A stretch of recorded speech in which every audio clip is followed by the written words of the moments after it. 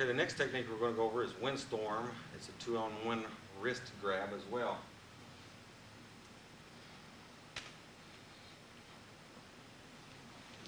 Okay. In Japanese, this is called Kokiho Morotetori.